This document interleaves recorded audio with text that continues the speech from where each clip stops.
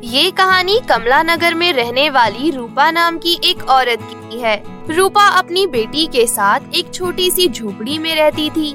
रूपा का पति उसे छोड़कर चला गया था, इसलिए वो अपनी बेटी के साथ अकेले ही रहती थी। अपना घर चलाने के लिए रूपा ठेले पर घूम घूम कर बच्चों के फ्रॉक बेचा करती थी। रूपा मेहनत तो बहुत करती थी, लेकिन उसके फ्रॉक ज्यादा लोग नहीं खरीदते थे, जिस कारण वो बहुत ही ज्यादा परेशान रहा करती थी। इसी तरह एक दिन वो अपने घर की खाट पर उदास होकर बैठी हुई थी। तभी उसकी बेटी नीलू उससे कहती है, क्या हुआ माँ, इतना उदास होकर क्यों बैठी हो? कुछ हुआ है क्या? नहीं बेटी, कुछ हुआ तो नहीं है, बस काम की टेंशन है। पूरे दिन अपना ठेला लेकर इधर से उधर घूमती रहती हूँ, फिर भी पूरे दिन में मुश्किल से 1 या 2 फ्रॉक ही बिक पाते हैं। तो माँ, आप फ्रॉक बेचने जाती ही क्यों हो? मेरे साथ घर में रहकर समय बिताया करो ना। अगर मैं तुम्हारे साथ घर में वक्त बिताऊंगी तो फिर हमारे घर में खाना कैसे बनेगा बेटा? 2 वक्त की रोटी खाने के लिए हमें मेहनत करनी पड़ती है, बिना मेहनत किए कुछ हासिल नहीं होता। ऐसा कहकर रूपा अपना मूड ठीक करने के लिए गांव में घूमने चली जाती है। तभी वो देखती है कि गांव के लोग गर्मी से बहुत परेशान हैं और वो लोग आपस में बातें कर रहे हैं। हे भगवान, कितनी ज्यादा गर्मी है। अभी तो गर्मी का महीना आने में समय है, फिर भी इतनी ज्यादा गर्मी पड़ रही है। न जाने जून जुलाई के महीने में हमारे गांव का क्या हाल होगा। रूपा उन लोगों के पास जाती है और कहती है, क्या हुआ, तुम लोग इतना परेशान क्यों हो रहे हो? क्या बताऊं रूपा बहन, गर्मी के कारण पूरे गांव में पानी नहीं है और पास वाले गांव ने भी हमें पानी देने से मना कर दिया है। बात तो तुम्हारी सही है, गर्मी बढ़ती ही जा रही है, जिस कारण खेतों में भी सूखा पड़ा है। कहीं ऐसा न हो कि हमारे गांव में कोई प्यास से अपने प्राण ही त्याग दे। सच कहा रूपा बहन आपने, कुछ न कुछ तो गांव की सुरक्षा के लिए सोचना ही होगा। और तो और हमारे गांव के जानवर भी न जाने कब से प्यासे हैं। मेरे घर में कुछ लीटर पानी रखा हुआ है, मैं गांव के पशुओं को पिला देती हूँ, कम से कम उनकी दुआएं तो लगेंगी। ऐसा कहकर रूपा अपने घर जाती है और वहाँ से पानी लाकर अपने गांव के पशुओं को पिला देती है। ये सब देखकर रूपा की बेटी नीलू कहती है, काश माँ, हमारे गांव में भी पानी होता। पानी ही नहीं, काश हमारे गांव में बहुत सारा बर्फ भी होता, फिर मैं तो बर्फ को पिघला कर ही सारा काम कर लेती। ऐसा कहाँ संभव है, ये मुमकिन नहीं है बेटी। लेकिन माँ, आप ही तो कहती हैं, एक बार जो ठान लो वो सब मुमकिन हो जाता है। नीलू की बात सुनकर रूपा मुस्कुरा देती है और कहती है, अच्छा बेटी, अब तुम घर चली जाओ, मैं किसी काम से जा रही हूँ, थोड़ी देर में घर आ जाऊंगी। ऐसा कहकर रूपा गांव के अंतिम छोर पर आ जाती है। वो देखती है कि गांव का जमींदार वहाँ पर ठंडा ठंडा पानी बेच रहा है। आइए आइए, ठंडा ठंडा पानी खरीदिए। इस बेहाल गर्मी में ठंडा पानी केवल मेरे पास ही मिलेगा। अरे जमींदार साहब, आप बहुत अच्छा काम कर रहे हैं, लेकिन मुझे ये समझ नहीं आ रहा कि इस भीषण गर्मी में जब हमारे गांव के नदी तालाब सब सूख चुके हैं, ऐसे में आप ठंडा पानी ला कहां से रहे हो? तुम आम खाने से मतलब रखो रूपा, गुठलियाँ मत गिनो। माफ कीजिएगा, मुझे भी 2 बोतल ठंडा पानी दे दीजिए। ठंडा पानी पाकर मेरी बेटी बहुत खुश होगी। रूपा जमींदार के यहाँ से पानी की 2 बोतल लेकर अपने घर जाती है और अपनी बेटी के साथ बड़ी चाव से पानी पीने लगती है। तभी वहाँ पर उसकी पड़ोसन रेखा आ जाती है और कहती है, क्या बात है, बड़े चाव से आप लोग ठंडा ठंडा पानी पी रहे हो? देख लो रेखा बहन, क्या जमाना आ गया है। पहले शरबत पिया करते थे, तब भी इतनी खुशी नहीं होती थी, लेकिन अब तो ठंडा पानी पीकर ही बहुत सुकून मिलता है। बात तो तुम्हारी ठीक है, लेकिन मुझे ये समझ नहीं आ रहा कि पूरे गांव में सूखा पड़ा हुआ है, फिर भी जमींदार साहब ठंडा पानी ला कहाँ से रहे हैं, वो भी इतना सारा? ये बात तो मेरे मन में भी आई थी, लेकिन मैंने कुछ कहा नहीं, क्योंकि वो भलाई का ही काम कर रहे हैं। अगर भलाई का काम कर रहे हैं तो फिर रुपए क्यों ले रहे हैं? फ्री में भी तो गांव वालों को पानी बांट सकते थे। नहीं रेखा बहन, इस तरह किसी पर शक करना अच्छी बात नहीं है। कहते हैं ना, अगर घोड़ा घास से दोस्ती कर लेगा तो खाएगा क्या। मैं सोच रही हूँ कि उनके पास जाकर कोई काम मांग लूँ, क्योंकि मेरे फ्रॉक तो बिकते ही नहीं हैं। थोड़ी देर तक बातचीत करने के बाद रेखा वहाँ से चली जाती है। रेखा के जाने के बाद रूपा जमींदार के यहाँ काम मांगने जाती है। वो उनके दरवाजे पर जाकर खड़ी हो जाती है। तभी वो देखती है कि जमींदार और उसकी पत्नी आपस में बातें कर रहे हैं। सुनो जी, कभी कभी मुझे ऐसा लगता है कि कहीं वो साधु बाबा हमारी परीक्षा तो नहीं ले रहे थे, क्योंकि मुझे बेचारी उस गाय पर बहुत दया आती है। बेचारे बर्फ की गुफा में कुछ दिन और रही तो मर जाएगी। तुम अपना ज्यादा दिमाग मत लगाओ भाग्यवान। साधु बाबा ने हमसे प्रसन्न होकर हमें ऐसा करने को कहा था, और अगर वो गाय मर भी जाती है तो क्या हो गया? जब तक वो मरेगी तब तक हम गाँव वालों को पानी बेच बेच कर बहुत अमीर बन जाएंगे। सारी बातें सुनकर दरवाजे पर खड़ी रूपा दंग रह जाती है और वो अपने मन में सोचती है, मैंने तो जमींदार साहब को भगवान का रूप समझा था, लेकिन ये तो पूरे के पूरे दानव निकले। मुझे ये सारा माजरा समझना होगा। आखिर ये बर्फ की गुफा और गाय की क्या कहानी है? ऐसा सोचकर रूपा वहाँ से चली गई और अगली सुबह जमींदार का पीछा करने लगी। उसने देखा कि जमींदार जंगल से होते हुए गुफा की तरफ जा रहा है, जहाँ से गाय के रंभाने की आवाज आ रही है। इस गुफा से किसी गाय के रंभाने की आवाज आ रही है। कहीं ये वही गाय तो नहीं जिसके बारे में जमींदार और उनकी पत्नी बात कर रहे थे? जमींदार बर्फ की गुफा के अंदर जा चुका था। रूपा भी उसके पीछे पीछे अंदर चली जाती है। अंदर जाकर वो देखती है कि वो गुफा अंदर से पूरी तरह बर्फ की है और वहाँ एक गाय ठंड के मारे जम चुकी है और उसकी हालत बहुत ही खराब है। तुम चाहे कितना भी रंभा लो, मैं तुम्हें यहाँ से बाहर नहीं निकालने वाला, क्योंकि तुम्हारी वजह से ही हमें ठंडा ठंडा पानी मिल रहा है और उसे बेचकर मैं अमीर हो रहा हूँ। गाय की हालत देखकर रूपा से रहा नहीं जाता और वो जमींदार से कहती है, इस बेचारी गाय का क्या हाल कर रखा है आपने जमींदार साहब। आप इसको छोड़ दीजिए। आपकी इन हरकतों के बारे में मैं सब जान चुकी हूँ। अगर आपने इस गाय को अभी नहीं छोड़ा तो मैं सारे गाँव वालों को सारी बात बता दूंगी। ऐसा मत कहो रूपा, तुम ऐसा कुछ भी मत करना। पहले तुम मेरी सारी बात तो सुन लो, उसके बाद तुम्हें जो करना होगा तुम वो कर लेना। ऐसा कहकर जमींदार रूपा को अपने अतीत की कहानी सुनाने लगा।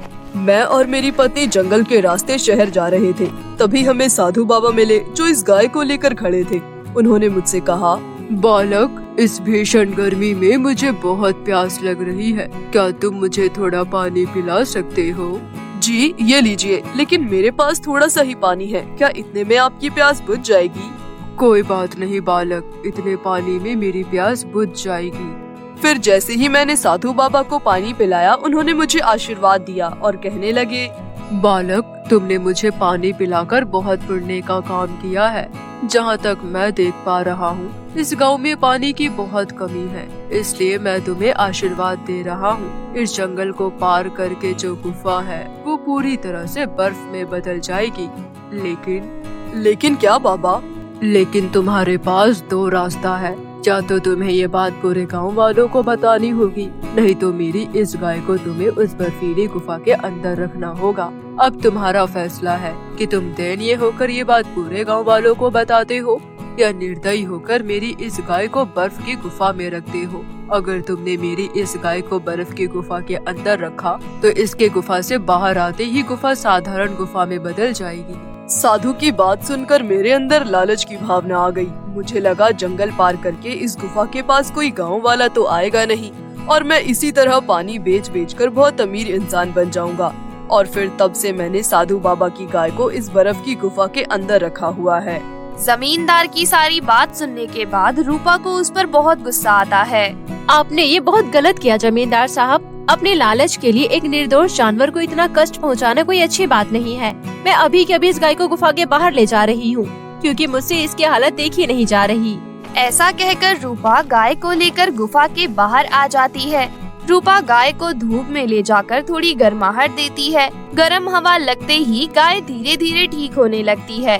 वहाँ खड़ा जमींदार ये सब देख रहा था, लेकिन वो कुछ कर नहीं सकता था। जैसे ही गाय पूरी तरह ठीक हो जाती है, वहाँ पर वही साधु बाबा प्रकट हो जाते हैं और रूपा से कहते हैं, रूपा, तुम एक बहुत ही दयावान औरत हो। मैं तो इस दानव पुरुष की परीक्षा ले रहा था। मुझे नहीं पता था कि लालच में आकर ये व्यक्ति ऐसा कर सकता है, परंतु तुमने मेरी गाय की जान बचाई है, इसलिए मैं तुम्हें वरदान देता हूँ कि तुम्हारे पास जितनी भी फ्रॉक है जो बिक नहीं रही थी, वो सब बर्फ की फ्रॉक में बदल जाएगी, जिसे तुम पूरे गांव वालों को बांटकर उन्हें गर्मी और पानी की कमी से मुक्ति दिला सकती हो। और रही बात इस दानव पुरुष की, तो मैं इसे श्राप देता हूँ। जब तक गांव में पानी की समस्या खत्म नहीं हो जाती, तब तक ये पूरी तरह से जम जाएगा।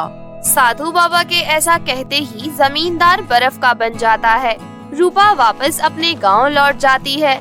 जब वो अपने घर जाती है तो देखती है कि उसकी सारी फ्रॉक बर्फ में बदल चुकी है। देखो ना माँ, सारी फ्रॉक बर्फ में बदल चुकी है। अब तो मुझे बिल्कुल गर्मी नहीं लगेगी। मैं बर्फ की फ्रॉक पहन कर ही खेलूंगी। लेकिन माँ, अगर खेलते खेलते मेरी बर्फ की फ्रॉक पिघल गई तो? ऐसा नहीं होगा मेरी बच्ची, क्योंकि ये सारी फ्रॉक जादुई है, ये कभी पिघलेगी नहीं। रूपा की बेटी बहुत खुश हो जाती है और एक बर्फ की फ्रॉक पहन लेती है। रूपा सारे फ्रॉक ठेले पर रखकर उन्हें गांव वालों को बांटने चली जाती है और गांव वालों को सारी बात बताकर सबको एक एक फ्रॉक बांट देती है। जादुई बर्फ की फ्रॉक पाकर सारे गांव वाले बहुत खुश होते हैं और सभी रूपा को बहुत आशीर्वाद देते हैं। उस दिन से रूपा के गांव में पानी की कमी हमेशा हमेशा के लिए खत्म हो जाती है और गर्मी का कहर भी कम हो जाता है। जैसे ही गांव में पानी की समस्या खत्म होती है, जमींदार ठीक हो जाता है। फिर वापस गांव लौटकर वो सभी गांव वालों से माफी मांगता है और रूपा को अपने कारखाने में नौकरी पर रख लेता है। तब से वो पूरा गांव और रूपा भी खुशी खुशी अपना जीवन व्यतीत करने लगे। एक बार की बात है, किसी गांव में सिंड्रेला नाम की लड़की अपनी माँ रामवती के साथ रहती थी। सिंड्रेला का जीवन दुखों से भरा हुआ था, क्योंकि वो अभी केवल 15 वर्ष की थी और 15 साल में ही उसने पूरे घर की जिम्मेदारी अपने ऊपर उठा रखी थी। क्योंकि रामवती बहुत बीमार रहती थी, वो हर वक्त बिस्तर पर पड़ी रहती थी। उसको एक बहुत खतरनाक बीमारी थी। उसके इलाज के लिए उनके पास बिल्कुल पैसे नहीं थे। इन्हीं सब कारणों से सिंड्रेला बहुत परेशान भी रहा करती थी। एक दिन सिंड्रेला अपनी माँ से कहती है, माँ, आप बिल्कुल चिंता मत करो, मैं कहीं से भी पैसे लाकर आपका इलाज करवाऊंगी। मैं आपको कुछ भी नहीं होने दूंगी।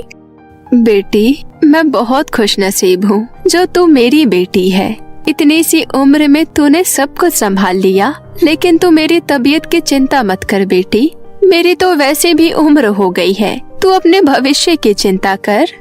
आपके बिना मेरा भविष्य कुछ भी नहीं है माँ। अभी मेरे लिए सबसे जरूरी आपका ठीक होना है। अच्छा, मैं चलती हूँ। कल तो मुझे किसी ने कोई काम नहीं दिया, शायद मुझे आज कुछ काम मिल जाए।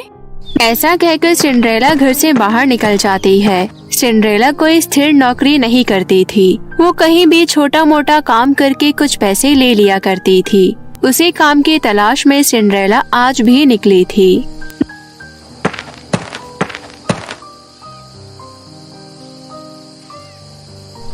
सुबह से शाम हो गई, लेकिन आज किसी ने मुझे कोई काम नहीं दिया। लगता है आज भी माँ की दवाइयों का जुगाड़ नहीं हो पाएगा।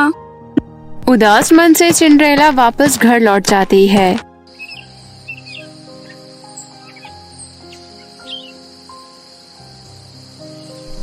सिंड्रेला फिर से अगले दिन काम की तलाश में निकलती है। सबसे पहले वो एक ढाबे पर जाती है और ढाबे के मालिक से कहती है, मालिक, आज भी मेरे लिए कोई काम नहीं है क्या? नहीं, आज कोई काम नहीं है, कभी और आना। मालिक, कोई छोटा मोटा काम दे दीजिए ना। मेरी माँ बीमार है, उसके लिए दवाई लेकर जाना है। देख लड़की, आज तो मेरे पास सच में कोई काम नहीं है। तू एक काम कर, मेरे ढाबे से अपने और अपनी माँ के लिए खाना ले जा। ढाबे का मालिक सिंड्रेला को उसके और उसके माँ के लिए कुछ खाना दे देता है, जिसे लेकर सिंड्रेला दूसरी जगह जाती है, लेकिन उसे वहाँ भी काम नहीं मिलता। आज फिर से सिंड्रेला का पूरा दिन बर्बाद हो जाता है। उदास मन से वो वापस घर आने लगती है। तभी वो एक मंदिर के सामने से गुजरती है, जहाँ पर कुछ लोग बहुत भूखे बैठे थे और लोगों से खाना मांग रहे थे, परंतु कोई उनकी मदद नहीं कर रहा था। ये सब देखकर सिंड्रेला उनके पास जाती है और ढाबे के मालिक ने जो उसे खाना दिया था, वो खाना उन गरीब लोगों को खिला देती है। उनमें से एक गरीब औरत कहती है, सदा खुश रहो बेटी, तुम्हारे जीवन में कभी कोई दुख न आए। उस औरत की बात सुनकर सिंड्रेला मन ही मन सोचती है, आपका ये आशीर्वाद किसी काम का नहीं है काकी। मेरे जीवन में इतना दुख है कि मैं अपनी माँ का इलाज भी नहीं करवा सकती। इतना सोचते सोचते सिंड्रेला मंदिर के अंदर चली जाती है और हाथ जोड़कर भगवान से प्रार्थना करने लगती है। हे भगवान, अब आपसे ही मेरी अंतिम उम्मीद है। अब आप मेरी मदद कर सकते हैं। प्लीज भगवान मेरी मदद कीजिए। सिंड्रेला के इतना कहते ही वहाँ देवी माँ प्रकट होती है और कहती है, तुम्हारे जीवन में सच में बहुत दुख है बेटी, तुम मुझसे कोई भी 2 इच्छा मांग सकती हो। सिंड्रेला बच्ची थी, उसमें उतना दिमाग नहीं था। थोड़ा सोचने के बाद वो कहती है, मुझे अपनी माँ के इलाज के लिए पैसे चाहिए और दूसरी इच्छा मैं ये मांगती हूँ कि मंदिर के बाहर जितने भी गरीब हैं, उनके जीवन से भी गरीबी चली जाए। तथास्तु। इतना कहकर देवी माँ गायब हो जाती है और सिंड्रेला के सामने बहुत सारे पैसे प्रकट हो जाते हैं। पैसे देखकर सिंड्रेला बहुत खुश होती है और उन्हें लेकर खुशी खुशी घर जाने लगती है। इन पैसों से मैं अपनी माँ का अच्छे अस्पताल में इलाज करवाऊंगी। ऐसा सोचते सोचते सिंड्रेला जब घर पहुँचती है तो वो देखती है उसके घर के आगे बहुत भीड़ जमा है। जब वो भीड़ से गुजरते हुए अपने घर में जाती है तो देखती है उसकी माँ मर चुकी है। ये देखकर सिंड्रेला के पैरों तले जमीन खिसक जाती है। उसकी सारी खुशी पल भर में बहुत बड़े दुख में बदल जाती है। सिंड्रेला गुस्से में सारा धन दौलत जो भी उसे देवी माँ ने दिया था सब जला देती है। क्यों दिया था आपने मुझे इतना पैसा, जब आपको मेरी माँ को मुझसे छीन लेना था? माँ के अलावा मेरा इस दुनिया में और कोई नहीं है। अब मैं किसके साथ रहूंगी? सिंड्रेला अपनी माँ की मृत्यु से बहुत दुखी होती है। माँ के जाने के बाद वो बिल्कुल अकेली पड़ जाती है। अब उसका इस दुनिया में कोई नहीं था। सिंड्रेला अपनी माँ का अंतिम संस्कार करती है और अकेली ही अपना जीवन व्यतीत करने लगती है। एक दिन कोई उसके घर का दरवाजा खटखटाता है। कौन है? तभी बाहर से एक आदमी की आवाज आती है। मैं हूँ इस घर का मालिक। सिंड्रेला तुरंत दरवाजा खोलती है और कहती है, मैं घर का किराया लेने आया हूँ। तूने पिछले 6 महीने से घर का किराया नहीं दिया है। मालिक, आपको तो पता है पिछले दिनों हमारी हालत कितनी खराब थी और अभी अभी माँ की मृत्यु हुई है और मेरे पास 1 भी रुपए नहीं है। आप मुझे कुछ दिन का समय और दे दीजिए। अगर तू मेरी बात मानेगी तो मैं तुझसे कभी किराया नहीं मांगूंगा। बता, मानेगी मेरी बात? सिंड्रेला को उसके मकान मालिक के लक्षण कुछ ठीक नहीं लग रहे थे। वो उसके गंदे इरादे समझ चुकी थी। देखिए, आप यहाँ से चले जाइए, मैं कुछ ही दिनों में आपका सारा किराया दे दूंगी। लेकिन मकान मालिक सिंड्रेला की बात नहीं मानता। वो जबरदस्ती घर के अंदर घुसने लगता है और छोटी सी बच्ची सिंड्रेला के साथ जबरदस्ती करने लगता है। तभी सिंड्रेला एक डंडे से मकान मालिक के सर पर मार देती है और वो बेहोश हो जाता है। डर के मारे सिंड्रेला वहाँ से भाग जाती है। रात का समय हो रहा था। सिंड्रेला अपने आस पड़ोस के लोगों से मदद मांगने लगती है। काकी, दरवाजा खोलो, मुझे बचा लो काकी। अरे कौन है इतनी रात को? मैं सिंड्रेला हूँ काकी, मुझे बचा लीजिए। चली जा यहाँ से, हम नहीं खोल रहे तेरे लिए दरवाजा। पता नहीं रात को परेशान करने क्यों आ जाती है। इसी तरह सिंड्रेला कई लोगों के दरवाजे खटखटाती है, परंतु कोई उसकी मदद नहीं करता। सिंड्रेला अंत में एक मंदिर में चली जाती है और वहीं किसी तरह अपनी रात गुजारती है और अगले दिन इधर उधर भटकने लगती है। अब तो सिंड्रेला के पास रहने के लिए भी कोई जगह नहीं थी और उसे बहुत भूख भी लगी थी। कुल मिलाकर सिंड्रेला बहुत बुरी हालत में थी। इसी तरह 3 दिन बीत गए।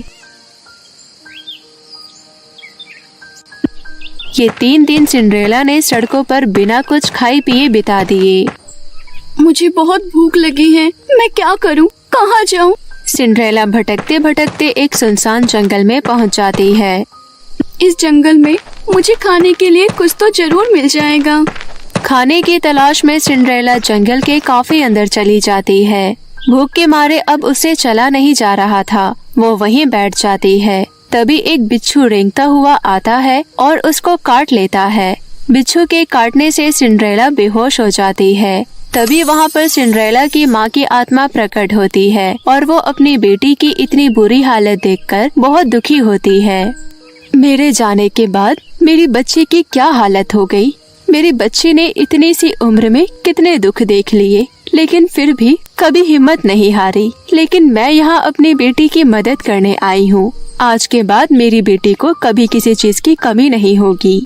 इतना कहकर सिंड्रेला की माँ की आत्मा सिंड्रेला को होश में लाती है। होश में आने के बाद सिंड्रेला कहती है, माँ आप यहाँ कैसे? माँ मुझे आपकी बहुत याद आती है। अब आप मुझे छोड़कर कभी मत जाना माँ। बेटी, मैं तुम्हारी माँ की आत्मा हूँ। मुझसे तुम्हारा दुख देखा नहीं गया बेटी। मैं यहाँ तुम्हारी मदद करने आई हूँ। इतना कहकर सिंड्रेला की माँ की आत्मा वहाँ पर एक जादुई लहंगा प्रकट करती है और कहती है, बेटी, ये लहंगा तुम्हारी सारी इच्छाएं पूरी करेगा। तुम इससे दुनिया की कोई भी चीज मांगोगी, ये तुम्हें देगा। इतना कहकर वो आत्मा गायब हो जाती है। सिंड्रेला लहंगा देखकर बहुत खुश होती है और लहंगे से कहती है, लहंगा, सबसे पहले मुझे कुछ खाने के लिए दे दो। मैंने 3 दिन से कुछ नहीं खाया। सिंड्रेला के इतना कहते ही उसके सामने बहुत स्वादिष्ट भोजन प्रकट हो गए। सिंड्रेला ने फटाफट वो सारा खाना खा लिया। फिर जादुई लहंगे से कहा, जादुई लहंगा, तुम बहुत अच्छे हो। अब तुम मुझे और अपने आप को किसी ऐसी जगह ले चलो जहाँ हमें कोई परेशान ना करे।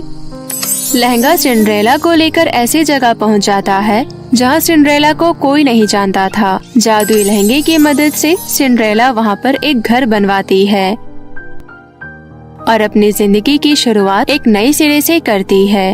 वो अपना एडमिशन स्कूल में करवाती है और फ्यूचर सुधारने में लग जाती है और साथ ही साथ वो जादुई लहंगे की मदद से लोगों की मदद करना बिल्कुल नहीं भूलती। और इसी तरह सिंड्रेला अपने जादुई लहंगे के साथ अपना जीवन हंसी खुशी व्यतीत करने लगती है।